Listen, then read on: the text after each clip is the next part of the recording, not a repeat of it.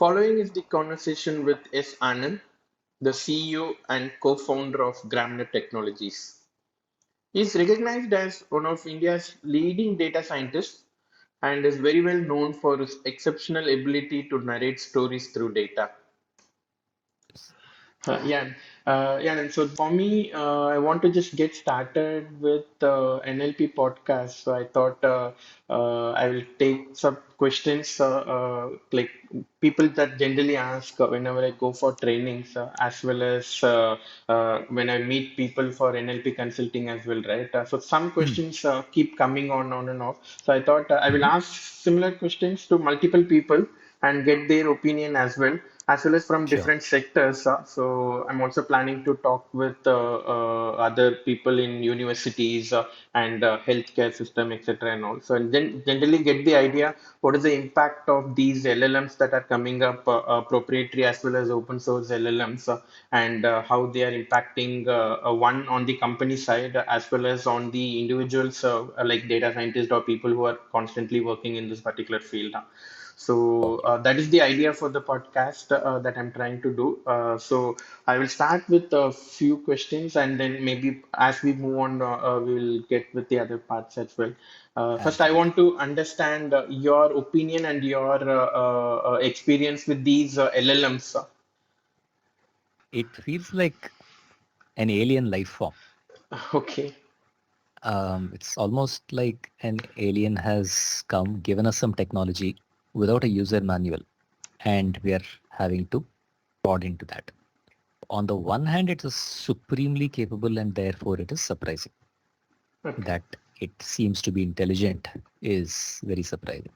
On the other hand, there are so many things that we don't know, and the set of things that we don't know is increasing uh, just as fast. Simply, for example, the way in which we control these is non-deterministic. True. The same input does not give you the same output.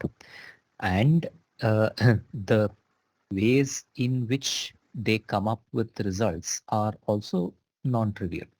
For example, just asking a question and then prompting again, asking, are you sure? Now, when you say, are you sure? Quite often it comes up with, no, I'm not Hmm. sure, and True. changes its response. And where does that behavior come from? So the biggest change that I've had to make in my mental model is moving away from computers as deterministic to computers as non-deterministic, which I found easier when I stopped thinking of LLMs as machines, but rather as humans or aliens that we just don't understand. And when that happens, the I mean, uh, uh, that is probably reflective of the sheer power of the technology that we have. So, in my opinion, LLMs are the biggest technological revolution that I've seen since, I guess, Google. Okay. On the point that you mentioned about the reproducibility, right? Even we also face for every question that we ask, you almost get the same context, but let's say in different paraphrases and all. Let's take certain examples. Like I ask for a certain score. Let's say I do a sentiment analysis with these LLMs. I give some passage and say, can you measure the positivity in this particular sentence? And if this score becomes a kind of random, not I would say exactly fully random, but let's say instead of 85, it gives 88 or 90, something like that. How should we get a final output? Should we do it multiple times and then take an average out of it, or what would be your way when it gives multiple types of outputs?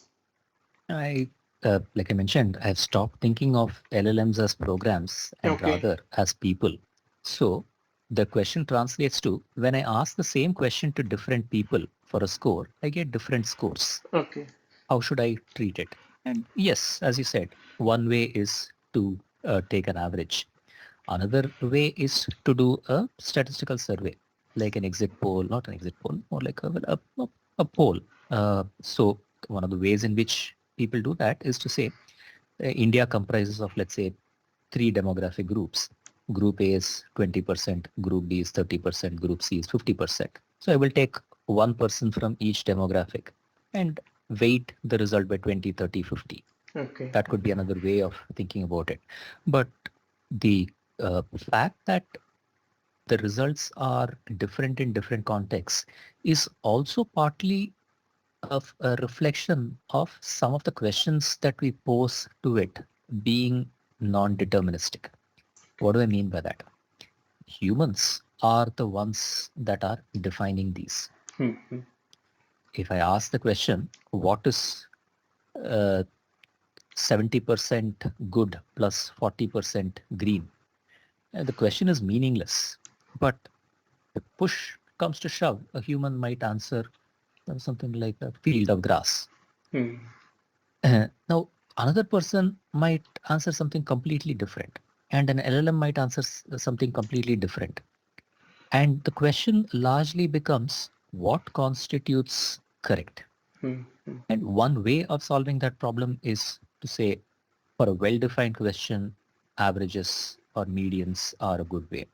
But that's not the only Hmm. approach. Sometimes you're saying, I need to frame the question better or differently to reduce ambiguity. That's another approach, which is crafting the study. I need to sample better. That is another approach. I need to prime the question better by providing a pre-question.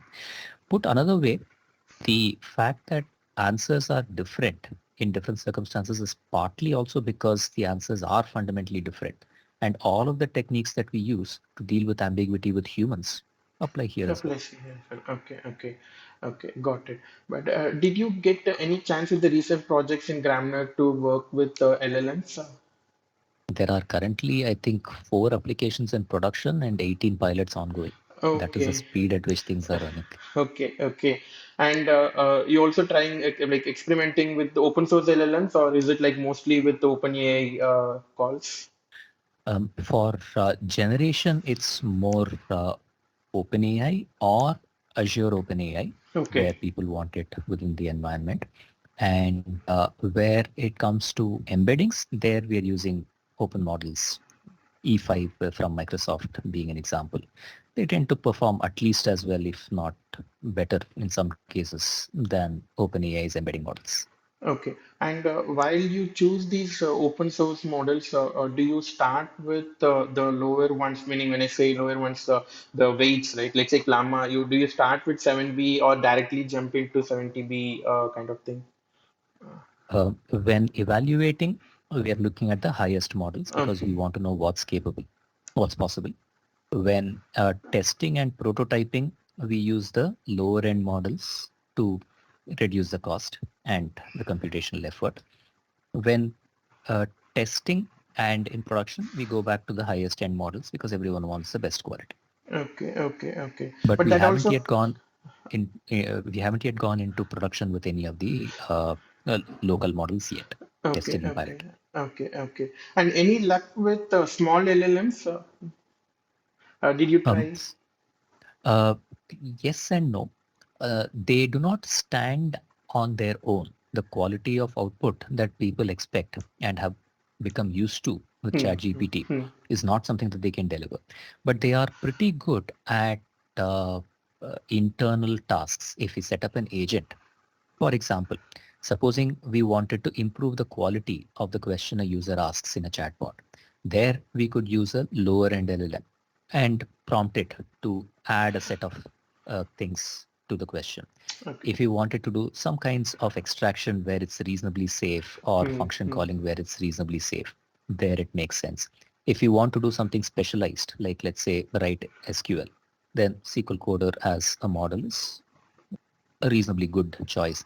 So those kinds of niche tasks, especially where they are intermediate, local models are the lower end local models work fine, but not for the final generation or a, a generalized task. Okay, okay. And by any chance, did you get your hands dirty to understand how these works, at least a little bit, at least, or you're blindly going? Absolutely not. As far Okay, as I'm concerned, they're black boxes. Let them stay fully that black. You way. don't want to make it even little bit gray. Okay, okay, okay, Absolutely not. okay. I also saw your recent articles on LLMs, and I guess you decided not to code anymore. So, So what will be the way forward for anyone who coming into this particular field, let's say data science in general, or let's take NLP.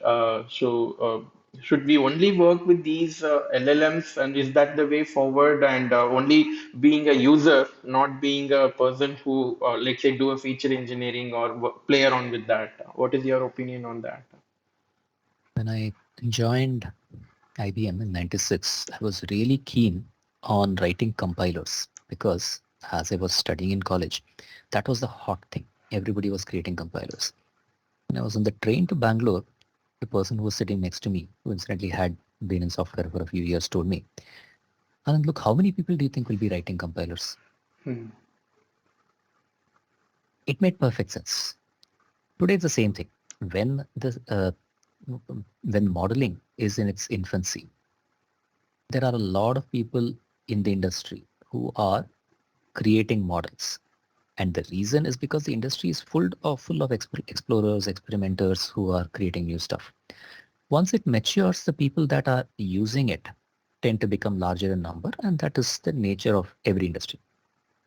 For someone who is already in the industry and who's already doing modeling, it may make sense to continue because there is likely to be growth. For someone who's coming in now, I suspect that the majority of them will be part of the user community, Okay. unless somebody has a strong personal interest in modeling. And even then, as a proportion, there may not be that much of an opportunity to create models as there is to use models, which is not to say that creating models is not useful. It is not to say that creating models is difficult to achieve. I just think that the opportunities are more outside, that is in the usage, than in the creation. Okay. Okay. Got it. But also for someone, let's say even to use it properly, forget about creating a new one or changing the existing one. For someone to enter into this LLMs, the requirements to run a very large machine with high-end GPUs, as well as the cost that is involved, is pretty high. So does it take us like only big corporates can afford this, even to play around? I'm talking to work on these large models. No, ChatGPT costs a tiny fraction. But let's say I want to run it locally. Let's say models like Llama, Think, and all. I don't want let's say as an individual, a small startup, they don't want to share their data with let's say OpenAI. They want to run it on their own premises. And the output could be not that good, let's say, but they want to progressively increase the value. But even to get started with these LLMs, pretty decent one. I'm not even talking about the higher end version of these LLMs. The requirements, especially from the GPU side, is pretty high. So, what would be your choice, or what is your suggestion for someone, let's say, small startup not having funding, individuals, let's say, like us, how should we proceed on that? Use their cloud service. See, there's a corporate. They don't want their secrets to go out. There's a good chance that they're already storing their secrets somewhere. 99% it is likely to be on one of the three cloud platforms, Google, Amazon, or Azure. In which case, Azure has OpenAI, Google has Palm, and Amazon has Bedrock. So use those. And the pricing is fairly similar to these. So you're talking about the API calls, right? Correct. Not hosting it internally in let's say in my cloud system, I want to just install Llama and then run it locally. So you don't suggest that. Absolutely not. Okay. If you're saying, look, I absolutely have to do it, how can I do Okay. it cheaper? That's a different question. But if you're saying this is the problem that I want to solve is that I cannot use a public API and I want to reduce cost, then this is the way to do it because it's Okay. on a per request basis. And for prototyping, the cost will not come to more than $5, $10 over a month of prototyping in all likelihood. Okay. Over and above that, if there is a need to actually run a local model, it's typically coming from a corporate that has strong enough a need for it, in which case, get funding. Okay. Ask Okay. them to provide the service. Okay. Got it now. Sure. And I also want to see, want to ask. Did you get any chance to play around with these LLMs from a storytelling perspective or from data visualization especially? Totally. How would I Okay. miss that? So Okay. lots of Any good? stories that, Okay. oh yeah, several. Where do I begin? No, let me share my screen. Sure. Is this an audio podcast or is this a video No, no, it will podcast? be video also. So let me share my screen.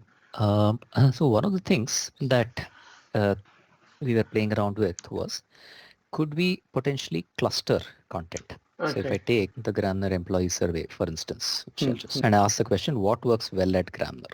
Okay. And paste that column and cluster it and say, give me 10 clusters. So what that's done is created the embeddings around each of these and said, this is one cluster. There's a lot of freedom to experiment and learn at Okay. Grammar. There's a lot of good work-life balance at Grammar, which has incidentally changed over the last 5 years, by the way.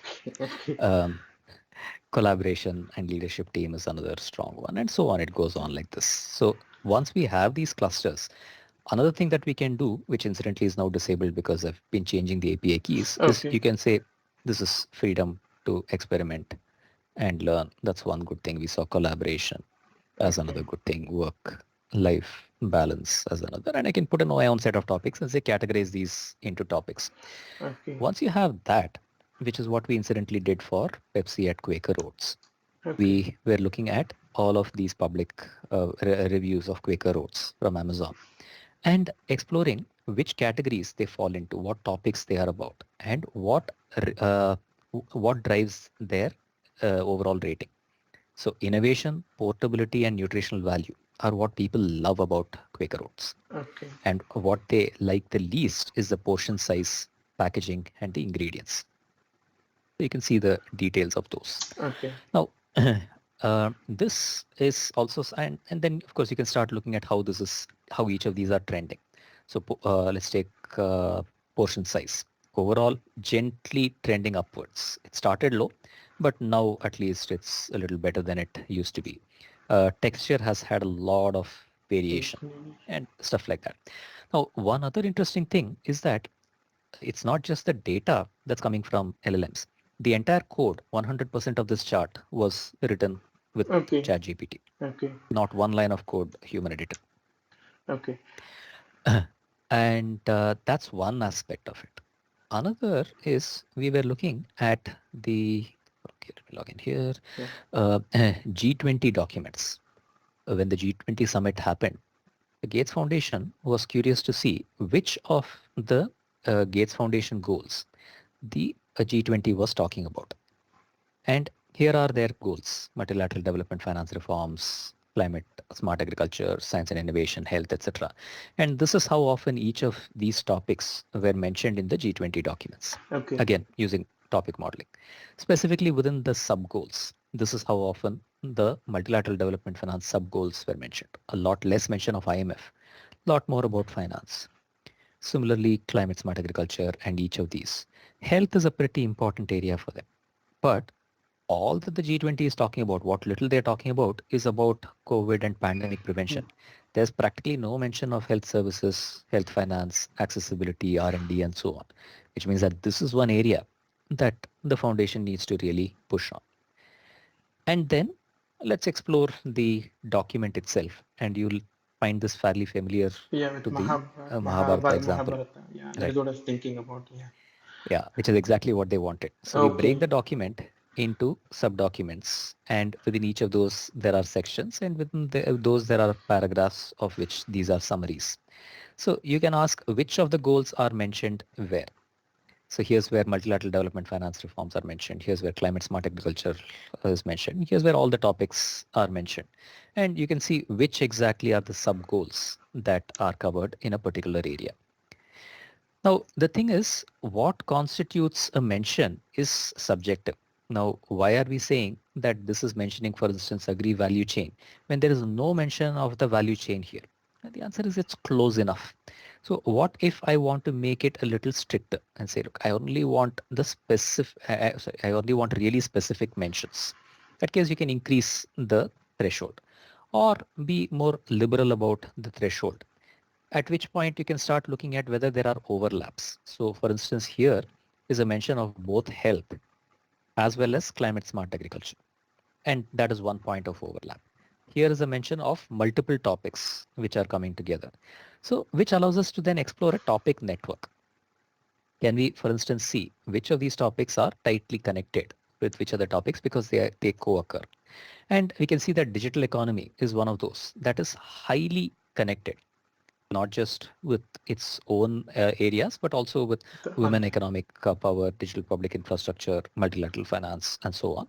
Even at lower levels or higher thresholds, if you say, no, I only want tighter connectivity. And then you can start exploring which of the other topics start forming clusters. So science and innovation seems to be forming its own cluster independent of digital economy. And pandemic prevention seems to be forming a kind of cluster, but not strong enough a cluster. They tend to break apart fairly easily. Whereas something like multilateral development finance reforms, digital public infrastructure, they tend to stay together. And you can see how well does a cluster stay together. And the one cluster that absolutely remains even after everything is digital public infrastructure. So that's a very strong cohesive set of topics. And the only exception is development finance reforms and multilateral development banks are another set of topics that are very tightly connected. So we get to explore stories like this, and this is something that we are now converting into a generic product. Okay, so here you give the text to these LLMs, and you first start asking for the topics, and then tag each of the sentences or words based on the topics, and then you do the backend processing, is it? Or The backend processing is nothing more than embeddings. okay, okay, So we get the embeddings, we do a dot product of the embedding with the topic. That is the similarity. okay, got it. So you get embeddings as well as topics from the LLMs. Am I right? Correct. Okay. Correct. Uh, But sometimes the clients would want to change the topics based on an existing taxonomy or hierarchy they already have. okay, got it. So when you started getting these embeddings from the LLMs, right? Did you get any chance to play around with how good they are? Because when I tried with few of the embeddings, let's say I started asking what is the embedding for Apple and what is the embedding for Australia, let's say. Then I was trying to ask, is there any similarity? Because I took cosine similarity as a measure. And then I casually was looking at the results. It was saying around zero point 0.8 or zero point 0.9 is the similarity between these two words. And I was also trying to play around with multiple other sentences as well, which are completely not correlated with each other. And still, from the embeddings at least, I was able to see high similarity between them. So I was wondering, should we even use these embeddings properly? I mean, is this reliable? Is some my question. So there are two parts to that. The first is the lowest that you will probably find between any two sentences is around 0.68 or 0.69. You will not find anything lower than that.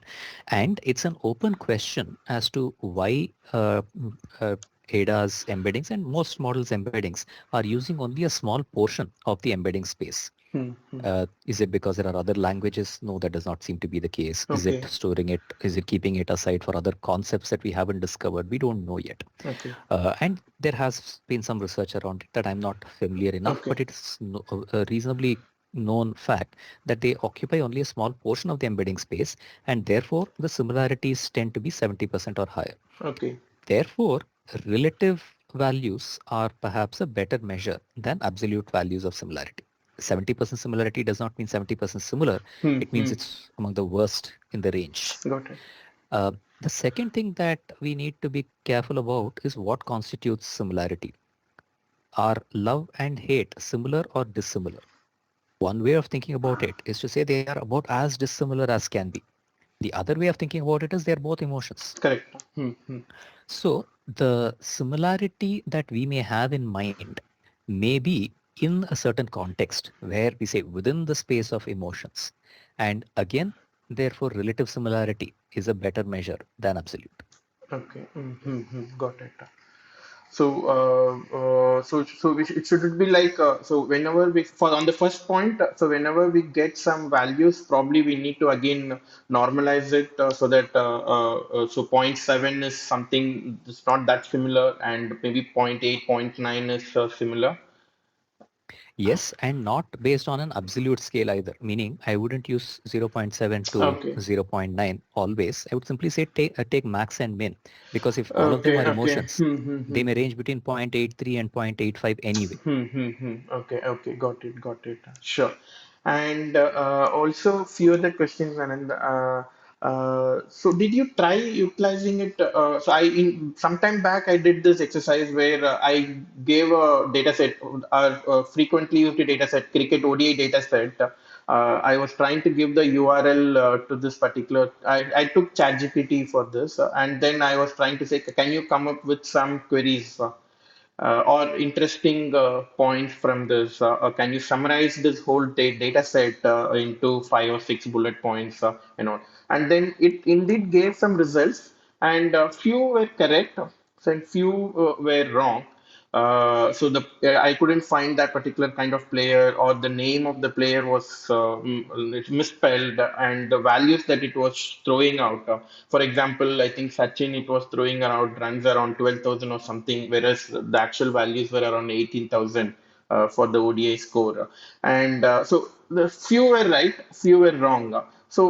In this particular cases, is it like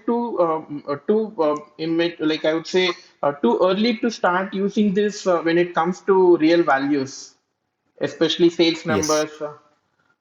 Yeah, it is, but that is not stopping people right now. In a few years, it would be solved at a foundational model level, I'm sure, simply because if you take hallucination, it was one of the major problems with GPT-3 and arguably to a certain extent with GPT 3.5 as well. GPT-4 suffers from hallucination a lot less than these models, partly because of the better prompts, partly because of the better training that has been done. So foundational models keep improving and fixing the top problems, and over time those will vanish. Until then, people will, at least the early adopters, will need to work around it in a variety of different ways. One possibility, for example, is function calling. Rather than asking it for the answer, say, give me a program that will help me find the answer, Okay. or allow me to provide you with the inputs. Let me do what I do well. You do what you do well. And we'll make it an interplay, a dialogue. So you say fill in the blanks, then I say fill in the blanks. Uh, so to give an example, if you want to do data analysis, then there are two problems. First, it's hard to push all of the data given the context window into an LLM. Secondly, even if we could, it doesn't do a great job of arithmetic or statistics. On the other hand, it does do a great job of writing programs, and it does do a great job of entity extraction. So approach number one is to say, write a program that will answer this question given this schema, this table structure. And it does a pretty acceptable job of it, but not perfect. If even that is not okay, you say, here are a set of 30 functions that you can call. Okay. Calling only these functions, here's the question. Now call one or more of these functions to get to the answer to this question. That is a lot more reliable, closer to 99% reliability. And those are the workarounds that we are using right now. Okay. Over time, these workarounds will become less relevant, but because the usage and growth of Gen AI is so rapid that uh, even these workarounds have a growing industry around them. Okay. Okay. So I also have like I was also thinking we were earlier working on autolysis.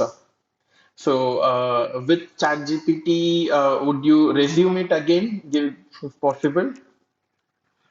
Or No, because a significant chunk of that is something that uh, ChatGPT will do. However, oddly enough, what has happened is that client demand for autolysis has picked up because of ChatGPT. So we are executing it not as a product because I know that it is temporary, but as projects okay. because there is rapid demand. Yeah. So, so you're Usually, I know you will have a lot of to-do list given any particular area. So, in NLP side, what are your next few tasks or to-do list that you're thinking to work on? And if you'll be interested, if someone also picks it up for you.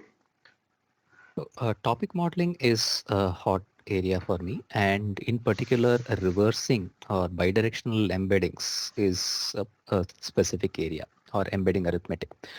Word2Vec, when Google introduced it, had this concept of, say, king is to queen is Hmm, as hmm, princess hmm. to something. Correct. And I see a need for that kind of arithmetic. For example, when clustering grammar feedback from employees, there is one cluster which has only one thing in common, which is that it mentions the word grammar. Okay. Now, what I therefore want to do is subtract the grammar embedding from everything Ah, and say, okay. Hmm, hmm, hmm, ignore this. hmm. Just as you might want to subtract emotion from a class of emotions and say, now tell me, are love and hate very different from each other or very similar if you Okay. take out Hmm, emotions? that's interesting. So that kind of embedding arithmetic is something that I'm keen on. Now, having done that arithmetic, we'd have an embedding, but how do we convert it back to words? And it turns out that there aren't that many bidirectional encoders. There are a few, but they don't quite work well. And what that would allow us to do is answer questions like, what is the average of this bunch of words? Okay. Or this bunch of feedback. Even if such a feedback does not exist, it would be able to construct a feedback that is representative of that. Third, are there ways of exploring the embedding space itself for generation? For example, if I said, here is something, it's an embedding of, let's say, 500 words. Is there an embedding which has the same meaning that is shorter? In which case, I don't have to go for generation, which is a lot more CPU prone. I can just move in the embedding space somewhere nearby and find a shorter summary that captures that. Okay. Okay. How do stories flow in the embedding space? If I say here is, if there is a data story and we think of data stories as a sequence of one way of thinking about a data story is there is a data set. We apply a certain set of operations on it, and the flow of those operations is a story. For example, I could say the story is I went to this country first, then I went to this country, then I went to this country, now I'm finally in this country. And this is a flow through uh, countries as a space. How do stories flow in the embedding space? Hmm, hmm, And hmm. is there a theory around it? Are there patterns that by which we can recognize better stories or worse stories? So all of this, the embedding space exploration is one major area that I'm very keen to do something on. Uh, Another is systematic evaluation and application of social studies. Okay. What does that mean? Uh, can we how do we frame questions using LLMs, better questions using LLMs? Okay. How do we get LLMs to answer questions better that we would perhaps ask a human and use that for more meaningful structured data extraction? What I mean is, let's say, given an article, uh, would you say this person is leaning politically to the left or to the right? Is it possible to figure that out by answering a set of sub-questions? Hmm, hmm, Can I hmm. find out the person's psychological profile, an ocean profile, based on a set of writings? Now, this is something that specialized models have been trained on. Okay. But can LLMs be used for Got it. social studies support? Is another broad theme that I'm exploring. A third area that I'm exploring is agents. And this is a very open-ended exploration. What does it take for LLMs to interact with each other? If I Okay. start thinking of an LLM as an assistant or a team member, and each team member can have a different personality, Hmm, hmm, hmm. That's then interesting. by using a tool like GPT Engineer, which I have, and give it 1 line saying, write a web application to play the game of life. it splits it into four, it creates four LLMs. One saying you are a requirements agent or an analyst who will create a spec. You are a developer who will write the code. Okay, You are QA got it. who will test it. And you are a user who will inspect it or a manager who will orchestrate it or whatever. And it wrote an entire application and saved it and I ran it, it worked. Okay. Now I can say I want a marketing team. One person will be a copywriter, another person will be a critical editor, another Hmm. person will be a social media SEO optimization person, another person will extract that to create snippets for Twitter and therefore social media. So now I have a little team that is working on this. Now the copywriter and the editor will keep critiquing each other and Hmm. exploring. Hmm. Hmm. I've done this sort of a thing manually. There are several solutions at an early stage that do this in an automated way, and I'm really keen on exploring the potential of this as well. There's more, but these are three big experiments Great. that just were top of mind. Yeah, but the last one looks very interesting. Pretty much, you're trying to create Yeah. a organization using these LLMs. Correct. And yeah, I think I'll go to my last question now. So yeah, all saw the news on Grammar's acquisition. Why did we do this? So firstly, when we were introduced, oddly enough, the introduction to both sides was, look, here is a best kept secret. Okay. When they introduced Gramnar to Strive, they said the same as when they described Strive to Gramnar. I looked at the kind of data that they have and I was stunned. Okay. We struggle to get data from our clients. Hmm. Hmm. This is the organization that is providing the data to the organizations that are providing them data. The Okay. data behind Bloomberg, the data behind Elsevier's databases, the data Okay. behind LexisNexis databases, all of that is coming from them. Okay. Now, immediately my mind went to the possibility, look, why am I struggling to change the world in terms of improving decision making by looking at it from the end point, which is so fragmented? If I can embed intelligence Hmm. Hmm. and Hmm. decision making capability at the source, how powerful is that? For example, I don't know if you remember a piece of work that Joshua had once done for Azim Premji University. And we were trying to answer questions like, are certain judges more, do certain judges tend to take up more of certain kinds of cases? Let's Okay. say high, Hmm. Hmm. strong Hmm. crime like murder, kidnapping, etc., versus other kinds of criminal cases. Do certain judges tend to be lenient, in which case we can identify which judge to pick? Um, do they tend to have a varied opinion?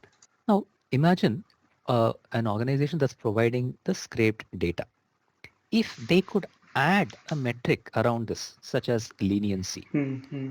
or the speed of judgment or a dozen other metrics, now how much more power from a decision-making perspective That's a would the organizations have? Now, the beauty of it is that Strive's extremely complementary to Grammar. hmm. Hmm. They Hmm. are extremely strong on the data Great. side, which we are not. We are extremely strong on the insight side.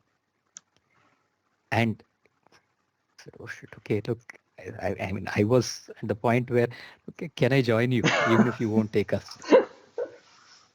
Okay, that's interesting. Hmm. Okay. Okay, nice. 20% of the world's research passes through them. Okay. They are the organizations that publish Nature. Okay. They are the Interesting. organizations that are building all of the entire Reaxis database, Hmm. Hmm. the Hmm. chemicals database, is theirs. Okay. Great. Who would have known? Okay, okay. I'm just wondering how they convinced you. So yeah, this looks yeah, very interesting to get into actually. When you get access to these, I'm just wondering if you guys build a internal LLM with all these data sets, now you can in fact have a very big competitor. It will become a very big competitor now, right? Exactly. Mm. I mean, if nothing else, so suddenly data has become Hmm, weaponized. hmm, hmm. So, arguably, 2, 3 years ago, this would have still made sense. But right now, it makes explosive sense. Hmm, hmm, Anyone who has this kind of data is now hmm. holding weapons of That's true. That's true. mass decision making. That's true. That's true. And great, and I think yeah, I think wonderful. to see that. And yeah, I'll keep working with you as well. This looks interesting, actually. Great.